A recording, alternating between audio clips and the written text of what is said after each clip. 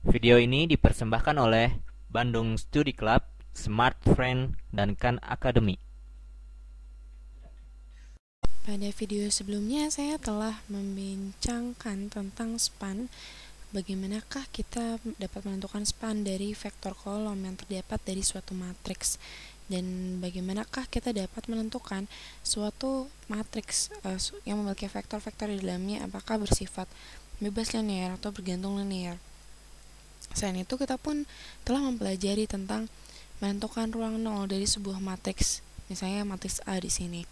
Nah, sebelumnya kita tahu bahwa jika kita memiliki suatu vektor yang memiliki sifat bebas linear, maka dia akan memiliki kolom yang berasosiasi dengan variabel bebas. Di sini kita dapat lihat misalnya kita memiliki satu himpunan yang terdapat vektor 0 di dalamnya, dan kita memiliki suatu variabel pivot yang merupakan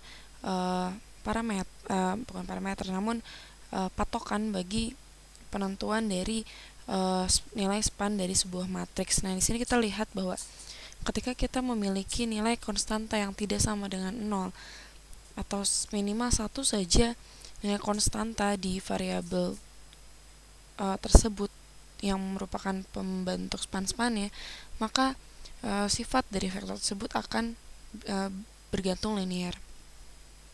Nah, di sini misalnya jikalau saya memiliki sebuah matriks dan memiliki basis dari ruang kolom tersebut, jikalau kita ingin mengetahui apakah dia bebas linear atau tidak, maka kita dapat melakukan operasi baris elementer terlebih dahulu untuk mengetahui basisnya, yakni dengan cara reduce row echelon form atau mereduksi bentuk echelon baris. Sehingga di sini kita dapat lihat bahwa terdapat nilai X1 yang memiliki asosiasi dengan nilai solusinya. Kita lihat di sini bahwa X1 dikalikan dengan 0x2 dikalikan dengan x3 dikalikan dengan x4 sesuai dengan nilai variabel di depannya. Nah, jika kita tuliskan bahwa AX sama dengan 0, maka terdapat nilai-nilai dari variabel X yang berasosiasi dengan vektor-vektor yang terdapat dalam matriks A. Nah, jika misalnya kita memiliki X1 dan X2 yang merupakan berasosiasi dengan variabel pivot, maka di sini kita memiliki dua kolom yang memiliki basis untuk ruang kolomnya. Nah, kita lihat di sini bahwa saya memiliki variabel pivot dari matriks A, di mana di dalamnya sebenarnya terdapat kombinasi linear dari variabel-variabel pivotnya dengan konstanta-konstanta. Dan kita dapat lihat bahwa ketika kita memiliki matriks, maka kita bentuk dalam reduksi echelon barisnya dengan dan kita akan melihat nantinya terdapat variabel bebas. Himpunan dari variabel bebas adalah hal yang sama, di mana bentuknya adalah AX sama dengan 0, sehingga kita dapat lihat bahwa ketika kita memiliki variabel bebas dan kita memiliki vektor kolom, maka salah satu nilai dari vektor kolom tersebut merupakan variabel bebas. Kita dapat lihat dari kombinasi antara variabel-variabel bebas tersebut dengan vektor-vektornya yang membentuk span atau himpunan dari basis-basis kolomnya. Kita lihat di sini misalnya kita memiliki matriks atau ruang kolom, basis dari ruang kolom A yang tuliskan sebagai span 1, 2, 3 dan 1, 1, 4. Artinya bahwa kedua matriks ini atau kedua vektor di matriks ini merupakan pembentuk atau pembangun dari matriks A itu sendiri. Nah, ditinjau dari kolomnya, kita dapat lihat di sini bahwa ketika kita memiliki dua vektor yang merupakan ruang kolom dari A ini, kita lihat bahwa dia memiliki 3 variabel di sini. Artinya bahwa mereka merupakan anggota dari R3. Kita lihat di sini, kita misalnya memiliki kita gambarkan dalam bidang, atau kita visualisasikan dalam bidang di mana kita memiliki R3, kita memiliki sumbu Y, Z, lalu X. Nah, di sini kita mengetahui bahwa terdapat nilai 1, 2, dan 3. Sehingga kita dapat gambarkan di sini, kita mendapatkan vektor yang bentuknya seperti ini, di mana vektor tersebut terdiri dari X sebesar 1, sumbu Y sebesar 2, dan sumbu Z sebesar 3. Lalu kita gambarkan misalnya untuk vektor 1, 1, 4, kita dapat lihat bentuknya seperti ini. X sama dengan 1, Y sama dengan 1, dan nilai Y, Z-nya sama dengan 4. Nah, di sini kita lihat bahwa terdapat nilai ruang vektor di dalam R3 ini sendiri, atau kita melihat bahwa kita mendapatkan nilai dari basis ruang kolom setelah kita melewati proses reduksi bentuk eselon barisnya. Nah, lalu kita dapat mengetahui bahwa ini merupakan pembentuk bidang setelah kita mengetahui terlebih dahulu bidang normal dari vektor-vektor tersebut. Nah, kita kalikan titik kita atau dotkan antara vektor normal dengan vektor di matriksnya. Nah, kita kalikan vektor normal, kita dotkan vektor normal dengan X yang dikurangi dengan vektor yang menyusun dari matriksnya, yakni 1, 2, 3 misalnya di sini. Nah, sehingga kita mendapatkan vektor normalnya adalah sebagai berikut, di mana kita dapat menggambarkannya seperti ini. Jikalau kita memiliki sebuah bidang seperti ini dalam R3, maka kita akan gambarkan vektor normalnya dengan menggunakan persamaan dari hasil perkalian titik vektor normal dengan X dikurangi matriks 1, 2, 3. Nah, sehingga di sini kita dapat lihat bahwa hasil dari perkalian titik atau dot product di sini kita dapat gambarkan sama dengan 1, 2, 3 dicrosskan dengan 1, 1, 4. Ini akan sama dengan perkalian di mana kita tuliskan di sini 1 dikalikan dengan 1 dikalikan dengan 1 dikalikan dengan 2 lalu dikalikan dengan 4 sehingga hasilnya 8. Lalu kita kurangi dengan 3, di mana di sini kita kalikan 3 dikalikan dengan 1 lalu dikurangi dengan 4. Lalu di sini kita tuliskan, kita singkirkan baris pertama, kita kalikan dengan 1 dikalikan 4 dikurangi dengan 3. Kita telah mendapatkannya, lalu kita dapatkan 1 dikalikan dengan 1 dikurangi dengan 2. Nah, sehingga kita dapatkan di sini 1 dikurangi dengan 2. Ini adalah dengan menggunakan perkalian cross atau perkalian silang. Nah, di sini kita mendapatkan vektor 5 min 1 min 1. Sehingga di sini kita dapatkan nilai dari vektor normalnya. Kita dapatkan di sini berapakah nilainya? 8 kurangi 3, 5 dikurangi 5 sama 0, 3 dikurangi 4 min 1 ditambah 1 hasilnya 0, 1 kurangi 2 min 1 ditambah 1 hasilnya 0. Sehingga kita mendapatkan vektor normalnya 5 min 1 min 1. Karena kita telah mendapatkan hasil perkalian titiknya, didotkan dengan bidang yang telah kita dapatkan. Di sini kita tuliskan sebagai X, Y, Z-nya. X, Y, Z di sini, lalu kita gambarkan ini merupakan sumbu X, lalu kita kurangi dengan salah satu dari ruang basis dari ruang kolomnya. Misalnya kita ambil 1, 2, 3. Nah, ini sama dengan 0. Nah, lalu apakah definisi dari ini semua? Kita dapat lihat bahwa ini menjadi sebuah nilai yang kecil, di mana kita lihat nilainya menjadi 5 min 1 min 1 didotkan dengan X min 1, Y min 2, Z min 3. Nah, sehingga hasilnya menjadi 0. Nah, lalu bagaimanakah hasilnya dengan kita dot produkkan vektor-vektor ini. Kita dotkan 5x min 1 dikurangi 1 dikali y min 2 dikurangi dengan 1 dikali z min 3 sehingga hasilnya 0. Nah, ini merupakan definisi dari dot product. Lalu secara sederhana kita mendapatkan 5x min 5 dikurangi y ditambah 2 kita kurangi z lalu kita tambahkan dengan 3. Hasilnya harus sama dengan 0 sehingga kita memiliki 2 ditambah dengan 3, 5 dikurangi 5 hasilnya 0 sehingga kita dapatkan 5x min y min z sama dengan 0. Nah, inilah merupakan bidang di R3 dari ruang kolom dari A, sehingga kita dapat melihat bahwa benarkah nilainya terdapat di 5x min y min z. Kita dapat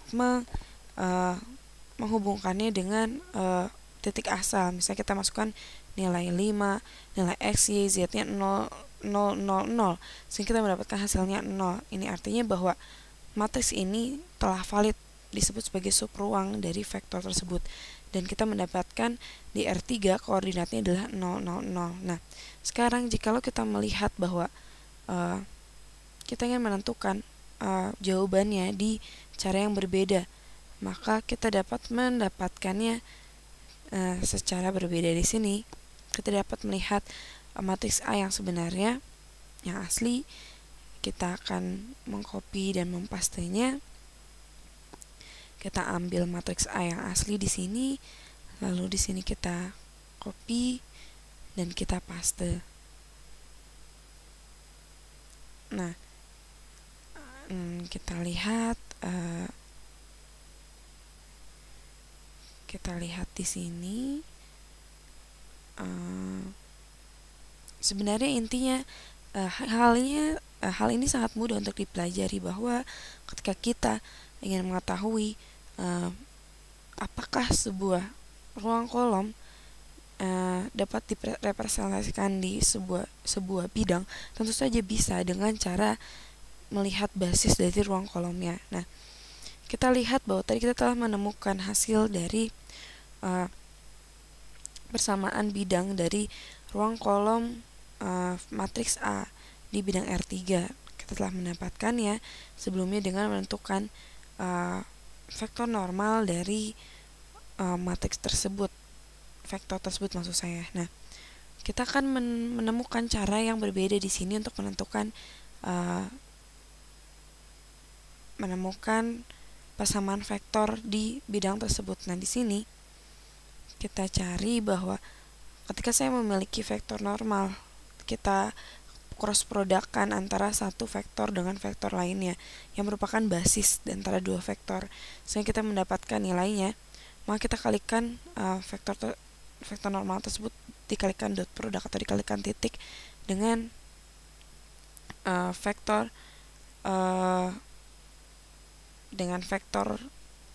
variabel vektornya dan dikurangi dengan salah satu basis dari ruang kolomnya. Nah, kita lihat bahwa jika kita menggambar titik 0, 0, 0 misalnya di sumbu 3 dimensi ini atau di R3 ini, sehingga kita dapat melihat bahwa vektor-vektor yang telah tadi kita dapatkan dari basis ruang kolom A merupakan vektor yang memang terdapat di dalam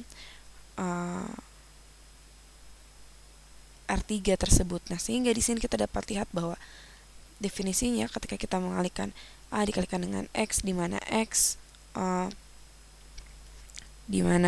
X merupakan anggota dari Rn. Kita tuliskan definisinya seperti berikut. Nah, cara yang lain untuk dapat kita lihat di sini adalah kita memiliki nilai B yang valid yang merupakan AX akan sama dengan B, dan X adalah kita tuliskan di sini, dan X adalah anggota dari Rn yang mana ekuivalen dan dari statement tersebut, dari definisi tersebut, dan kita akan mendapatkan atau kita dapat menentukan B yang kita inginkan di vektor R3. Nah, kita dapat melihat intuisi dari definisi ini, kita kembangkan bahwa vektor B kita akan dapatkan nilainya X, Y, Z, lalu kita akan mencari solusi dari vektor-vektor yang terdapat di dalam sini. Kita lihat vektor A yang sebenarnya nilainya, lalu kita kalikan dengan